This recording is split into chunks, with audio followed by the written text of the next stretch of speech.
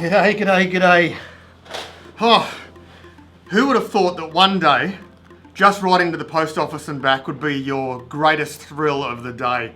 Lockdown, you guys have heard it before, we're stuck in Sydney lockdown, and to go to the post office and pick up mail actually makes me smile. It makes me excited. Alright, so there is no adventures at the moment in Sydney. We are stuck in lockdown, and it makes it hard for us to create content on YouTube, and a lot of the Aussie moto vloggers that are based here in New South Wales are doing a wonderful job. But to be honest, I've been asked a whole bunch of very maybe unusual questions recently, and I just thought this week I'd address some of the questions that I've been asked. So I put it out on Facebook and Instagram stories and also YouTube shorts. Ask me a question, anything. If it's not inappropriate, I'll answer it. So that's what this video is all about. It's just going to be a Q&A, give you guys an opportunity to know me a little bit better, what makes me tick, and what makes me smile, essentially. So take the time, pour yourself a drink, beer, whiskey, coffee, orange juice, whatever your poison might be, and let's have a chat about me. All right, so I've got the questions here. There's quite a few of them. I'm just going to go through them one by one. Some people asked me a few questions, so I'll try and answer everything, and we'll kick on with the Q&A Throttle Down Under. All right, first set of questions is from my good mate Chewy Picks, Matthew. He asks, number one, what is your greatest childhood sporting achievement? Mate, to be honest, I played a lot of sport as a kid. I was heavily involved with rugby union, rugby league. As a young adult, I got more involved with kickboxing, martial arts. But greatest sporting achievement? Do you know what? I don't really have one, to be honest, mate. I'm not competitive. I love sport. I love playing sport. But I just didn't care if I won or lost. And that was probably a downfall to being a sports person. But that's just me in general. I'm just not competitive. I just like having a good time and having a laugh with my mates. So, sporting achievement? Not really. All right, when you were 5 and you got new shoes, did you say to the other kids, look how fast I can run? Nah, because I definitely wasn't the fastest runner. In fact, I was probably the slowest runner out of all of my friends. So no, I didn't say that. Here's a good one. When you were a kid, what did you want to be when you grow up? Now, for as long as I can remember, my dad's mates were, a lot of them were water police officers. And that's all I ever wanted to do. I wanted to be a water copper. We used to spend a lot of time on the police boats with them. Back in the 70s, we'd go out fishing on the police boats. We'd do a lot of cool stuff. But it was actually them that talked me out of it and talked me into becoming a skipper, a commercial skipper. Because obviously being a water policeman, you had to be a policeman first, and I didn't really like the idea of being a copper. So that's why I became a skipper. And that's a bit of a lead on to a question later on in the video as well. If a tree falls in the forest and there's nobody there to hear it, does it make a sound? Who knows? What is the key to spiritual enlightenment? Well, I reckon probably the best way to do that is to climb to a top of a mountain, spend 7 years up there, not talking to another human, just drinking water and eating bamboo. That's probably the only way to do it. Or have a whiskey after a day of riding. Then you become very enlightened and opinionated. Okay, coming on to the next question. Davo Batty, what polish do you use on your hair? Oh man, why does everyone want to give me a hard time just because I'm bald? Bloody hell, always a bald joke. Just because you're bald, I want to make a joke about shiny heads.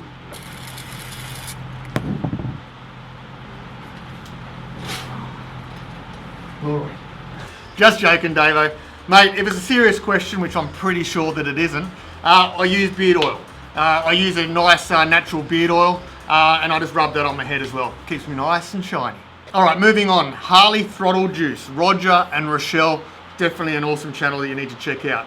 Favourite deodorant and aftershave? Well, deodorant's easy. There's a farm inland a little bit from Byron Bay called Thursday Plantation, and it's a tea tree farm. And they make a whole bunch of tea tree products, and I absolutely love their deodorant. It's natural and it smells pretty good. So Thursday Plantation tea tree deodorant. Now, aftershave, I'm actually a real lover of aftershave.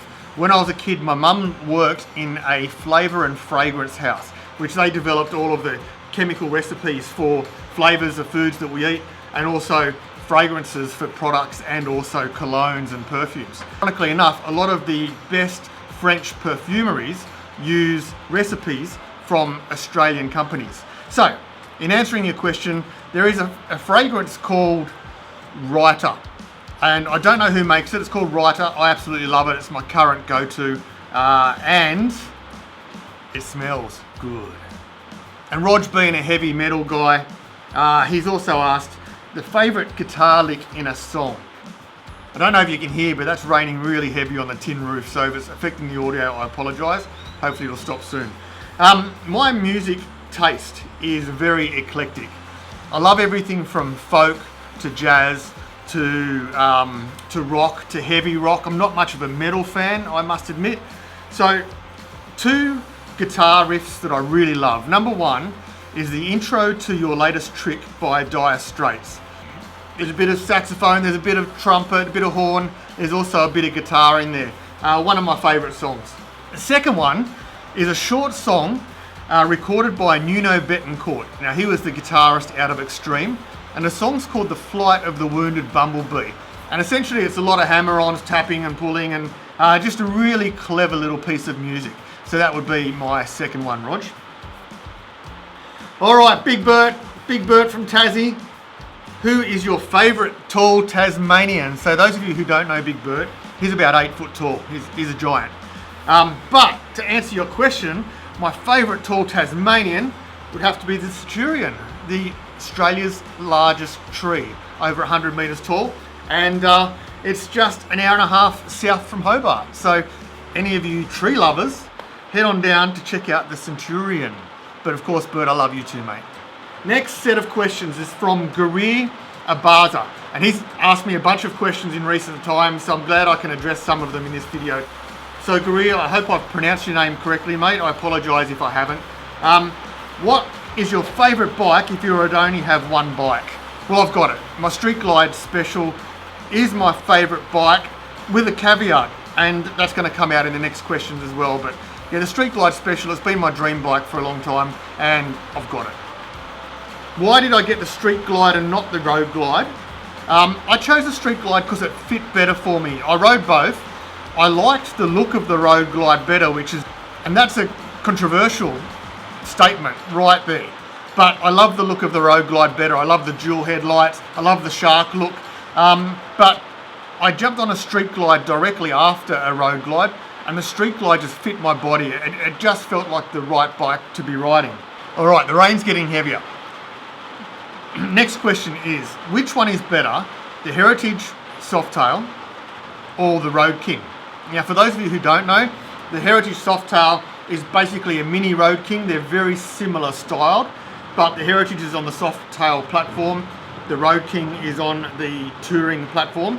And this also connects with the previous question being, which is the best bike if I only had one? If I could go back again, before I bought the Street Glide, and buy something again from scratch, I would choose the Road King. Now, in Australia, we generally have warm weather. It doesn't get very cold at all. And if you're like me, you're a hobbyist rider, I guess you could say. So I generally ride in pleasant weather. In saying all of that, Aussie summers are super hot. And I am someone who really feels the heat a lot. I think I would prefer to have a Road King so I could have a detachable windscreen. So on those really hot days, I could just take the windscreen off. And then if I was doing a long trip or a cold trip, I could pop the windscreen back on. Probably would have been a better choice for me than the Street Glide. I love my Street Glide. I don't plan on selling it anytime soon. However, if I could have done it again, I would probably do the Road King next time. So in saying that, the Road King, definitely I would choose over a Heritage. Your favourite riding route in Greater Sydney? I would say it's probably the one that I do the most often. So I leave Sydney, I go south, I go down through the Royal National Park, the Nasho. I stop at Bald Hill for a coffee and a chat. Then I continue down through Wollongong to Albion Park, then go up the back of there, up Macquarie Pass, meat pie at Robertson's pie shop. Then I cut cross country and I head over to Berrima to, you guys know, Smoking is my favourite little cafe. So I stop in at Smoking for a lunch and catch up with the guys there, and then I just head straight up the freeway heading home. That's probably my favourite riding route to do if I had a whole day out. And Garir's last question was, would it be possible to organise a fans ride after lockdown? Yes, mate, yeah. Just keep an eye on the socials. I generally put it up when I'm going for a ride, and anyone's welcome. If it's a private ride, I just don't post it until I've done it. But if it's a ride that anyone's invited to, I'll put it up, and you're welcome to come. Doesn't matter what style of bike you have, as long as you're a good human and you want to come and have a good time with some other good humans. That's all I care about. So yeah, come along, mate. Keep in touch. I'd love to have you on a ride. All right, let's move on to the next set of questions from Moto G-Spot in Melbourne. What is your favourite hypercar? Now, I have to say, G, I've loved my time in supercars. If you go back, for anyone who hasn't seen my supercar videos, go back. Actually, I'll link one up here so you can have a look. I love supercars. Such an amazing experience. Such a good thing. I've never driven a hypercar, but if I was to choose a hypercar, I would have to say the Koenigsegg one. For no other reason that it's completely hand-built and it's just got a real unique story. I like the brand Koenigsegg. I know that I'll probably never ever get to sit in one, let alone drive one, but that would be my choice of hypercar, mate. And favourite holiday destination? In lockdown, we're reminiscing a lot. Well, I'm reminiscing a lot about travelling when I used to travel a fair bit. My favourite holiday destination, let's say if we're talking domestically, I love Noosa in Queensland. Noosa's a really beautiful place that I just really love to visit. If we're talking internationally, it's the Noosa of the islands, Hawaii. I like going to Hawaii. In particular, I like spending a week on Maui and a week on Kauai. And then obviously we stop in Honolulu for the wife to do all the shopping on the way home. But yeah, Hawaii is probably my special place when I get away. It's a place where I can truly relax. I love the culture, I love the food, I love the people. It's a very, very cool place. And is there an adventure bike in your future? Gee, yes, but there's an issue with it. I want an adventure bike, I want to explore, I want to learn a little bit about off-roading. So I've been doing some research about what adventure bikes to choose. If I do get an adventure bike, at the moment, I'm leaning towards the Yamaha Tenere 700. For me, I don't want a big bike, I don't want the BMW 1250. I want something that can do the highway distance comfortably, but is also pretty handleable off-road. I can't see myself doing single tracks that much, but I'd like to do some dirt roads, fire trails and all that sort of stuff. So the Tenere 700 is probably the one I'm leaning to the most. In saying that, I'm a hopeless addict And every single week, my mind changes about what I want to spend my money on. And one week it'll be I want a hot rod. The next week it'll be an adventure bike. The next week it'll be a small sports car. The next week it'll be whatever. You know, I'm one of those hopeless enthusiasts that my desires far outweigh my money-making capacity to satisfy those desires. So, there. That's that, G. Another question that is a bit of a G up, I'm sure. Your favourite shampoo. Nigel Tufnell. Thanks, mate. Surprisingly enough, you're probably thinking that was going to be a bit of a sticking point for me being a baldy, but I like to use the Jericho beard shampoo. Now this is Aussie company, Aussie made beard products, beard oil and beard shampoo, and made by veterans to support veterans. So I really love the Jericho beard shampoo and the Jericho beard oils too. So Nige, there you go, mate. Thanks for the question. That's my favourite shampoo. Oh, yum. The rain is getting heavier and heavier, team. I hope it's not affecting the audio too much. Sydney Snotley. He's got 4 questions here. The longest trip on a bike since I've had my Harley, I've only day tripped. So probably like 400 or 500 kilometres in a day. I want to do a tour, I want to do a big ride. Easy Does It Moto and I have been talking a bit about going all the way up to Townsville, but obviously during the current world crisis it's not an option, but it's in the talking process. It's something that we really want to do and stretch our legs on our Harleys and see how well the touring aspects really are. Previous bikes, my first bike was a GPX 250. Then I went on to a GPZ 900, which was a shit box, not because it was a bad bike, because my particular one that I had was a shit box. Sold that, bought the Yamaha Phaser FZS6, I think they were called. And I love that. That was an epic little 600cc bike, naked. The only thing that I hate about it, I like symmetry. And a lot of those Yamaha bikes had one headlight for low beam, one headlight for high beam. And the fact that one light was on all the time really drove me crazy. So I adjusted it so they were both on low beam and no high beams, and then I was happy. Then I sold the Yamaha Phaser to fund a girlfriend's business startup at the time. And then I didn't have a bike until I bought the Royal Enfield, which you've seen on this channel, and then the Harley. So they're all the bikes I've had. Oh, and when I was a kid, I had a Yamaha TY175 trials bike as well. I started riding as a kid on the TY175, and that was in the country, just riding around paddocks. And then I probably started riding road bikes when I was about 19, 20. I was living in Avalon with my mate Damien, and I was commuting to the city. That's when I had the GPX 250. Favourite Oz biking channels. So, I'm going to run through a list.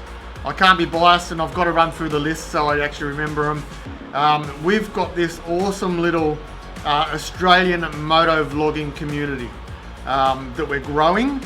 So, I don't want to miss any of them out.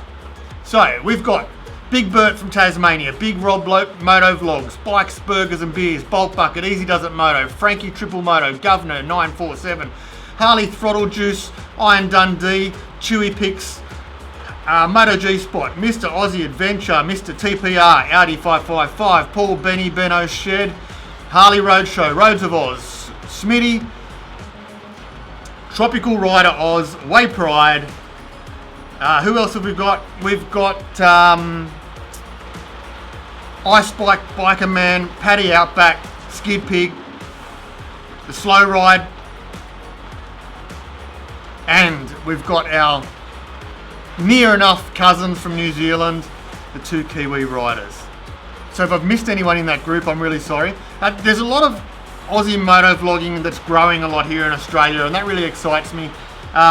It's very strong in America, of course, but in Australia, it's only a few years old, I guess. There's a couple of guys that have got some big numbers, There's another guy called Adrian Nickelodeon. I think he's probably the biggest in our country from what I know, with over 100,000, and obviously there's $1 Million Bogan as well. So there's a whole bunch. I haven't mentioned them all, but they're the ones that I really like myself. Whew, this is thirsty work. Incidentally, this leads us on to the next set of questions. So, Vazman99. This young bloke has asked, what is your favourite alcohol go-to bevy? Well, I don't drink that much. Surprisingly, on the videos, you see me having a whiskey every now and then and a beer. But that's probably about the only times I do it, other than when I'm with friends. Alcohol doesn't do me many favours at all with my mental health. So I don't do it very often. However, in saying that, I do love a whiskey on the rocks. And at the moment, I'm drinking Ned's Whiskey, Australian whiskey maker, and this is a limited batch. Now, if you're interested in buying Ned's whiskey, here's a caveat that you've got to be careful of. The first time you order it, you more often than not have to order online. You'll get what's called the first batch, and it looks like their standard bottle, and the first batch is absolutely delicious. Then the next time you order it, there's not much of the first batch left from what I understand.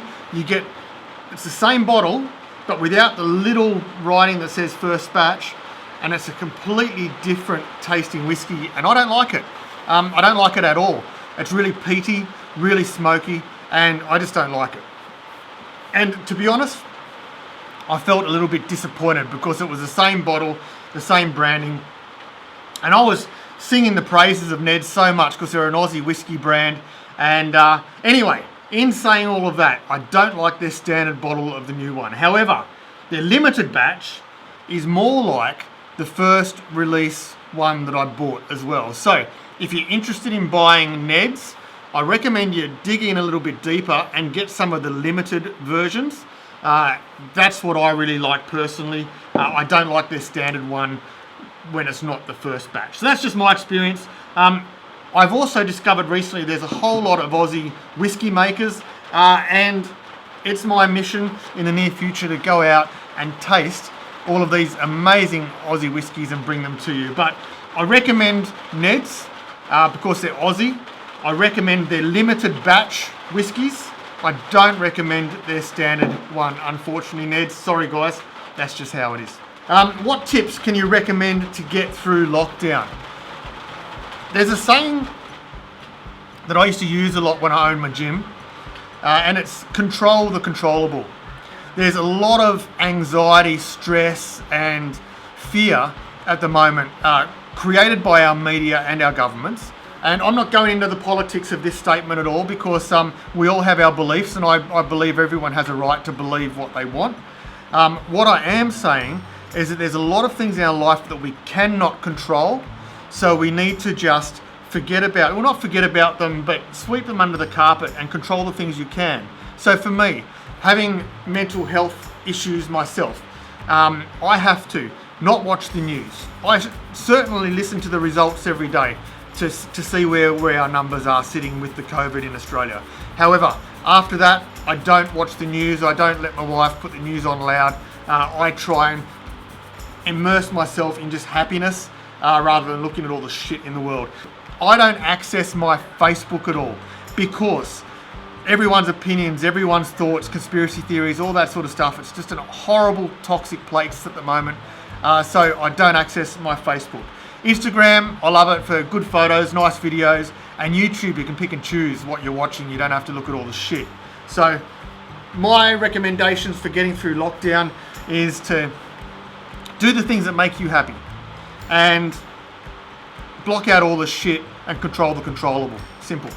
Favorite color, Vassman. I'm colorblind, so I wouldn't know.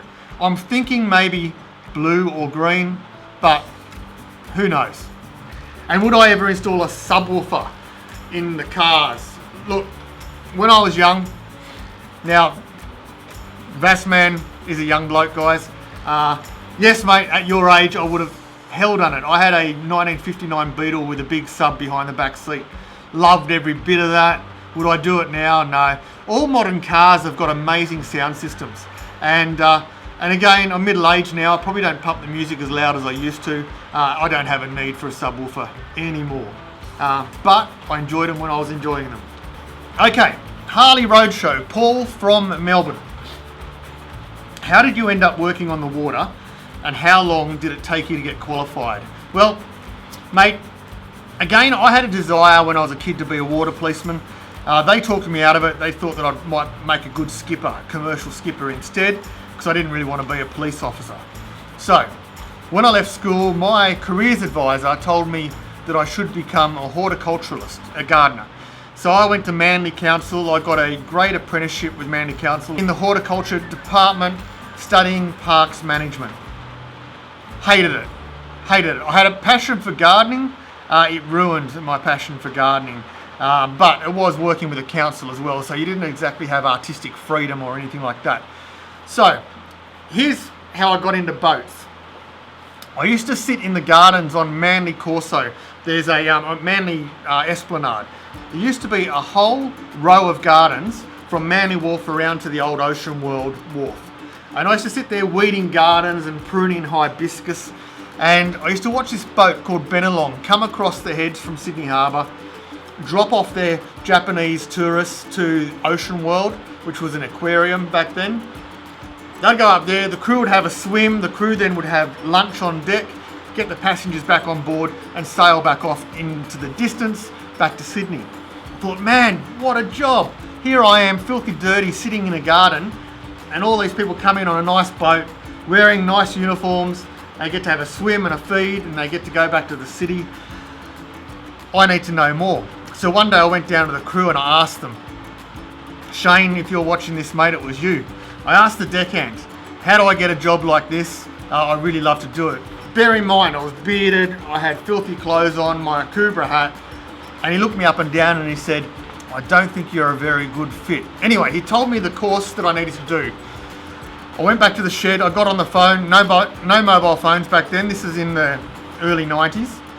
I rang up the college, booked into the course, hung up the phone, rang up my boss, quit, hung up the phone, walked out, started the course next Monday. Now this was a deckhands course.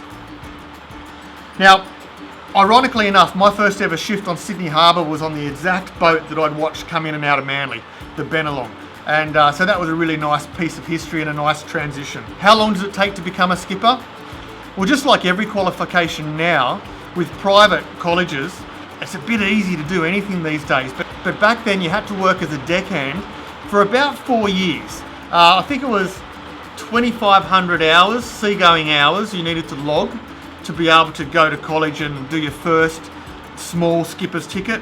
And then every year or two when you accrue more hours, you can go back and do a higher qualification. So essentially being a skipper is similar to doing an apprenticeship. You learn the basics as a deckhand, then you start stepping up through the ranks over time. Waypride has asked, are you as excited as I am to see Mission Impossible 7? Look, I like the Mission Impossible franchise. I don't necessarily get excited by them. I watch them all, no doubt at all.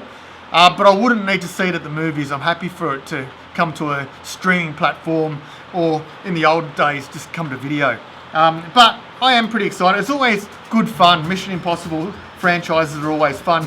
In fact, cool fact, Mission Impossible 2, a lot of that was filmed in Australia, and a lot of it was filmed right on the banks of Sydney Harbour. And a lot of our colleagues did marine support for Mission Impossible 2, spent time with Tom Cruise.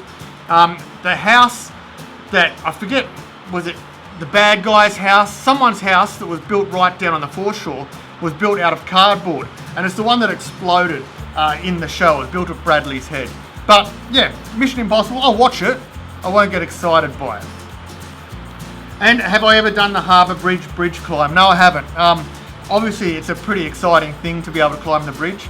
I've climbed up the southeastern pylon. You can climb up to a viewing platform there for about $10. But to go all the way to the top of the bridge, it's a few $100s. So no, I haven't done it. All right, team, we're getting close to the end. We're going to wrap it up shortly. We've got 2 more people that have asked questions. Stevie O is Rochelle. Now, she is half of the Harley Throttle Juice channel. It's Roger and Rochelle. Awesome channel, absolutely love it. Check it out, Harley Throttle Juice. But Rochelle has asked me, favourite road to ride? Again, Macquarie Pass.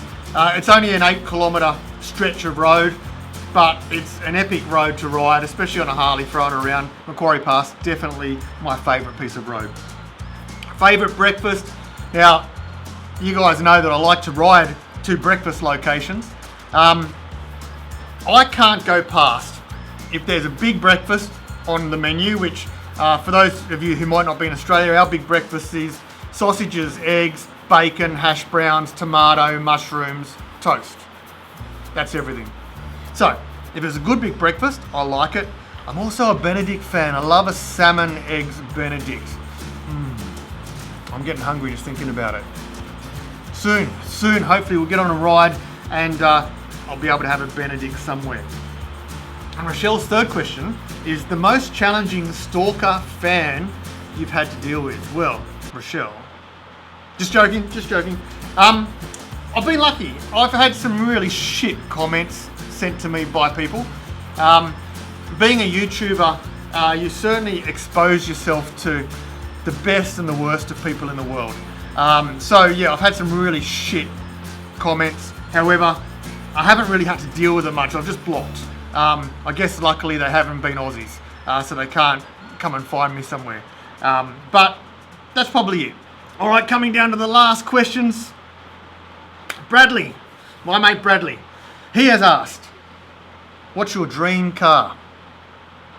So, again, as I said earlier, being an enthusiast is often a curse because it means that I want a lot of things. I want heaps and heaps of things. So, it might surprise you that although I'd love a Mustang, I'd love to have a hot rod, I would love to have, well, do you know what? I don't think I'd ever want to own a supercar, but I love driving them. It might come as some surprise that my dream car would be a Volkswagen van T6.1 camper conversion, or the Ford Transit Custom with a camper conversion as well. I just love campers. I would love to have a van where I can just pull up somewhere and set up the table and I can do some work on my laptop on the side of the road looking at the ocean. Then I can travel somewhere for a weekend and just curl up in the back and have a sleep, cook food, all that sort of stuff. So yeah, I would love a camper van. So my dream car is a camper van. Surprisingly, huh? Did that surprise you? Most influential YouTube subjects right now. Again, I absolutely love vans, and it might surprise you as well that from a moto vlogging point of view, there's not many people that I actively follow anymore. It certainly was what inspired me to start my channel, but now when it comes to moto vlogging, I'm more of a creator than a consumer. I still love watching Adam Sandoval. I really enjoy Adam Sandoval's adventures. And all of those Aussie moto vloggers that I mentioned, I'm really passionate about watching their content and making sure that I'm helping them grow by watching and liking and commenting. That's one of my big things. But the van life is what I love. I love watching van life. I love watching people adventure around the world in their camper vans and their converted vans.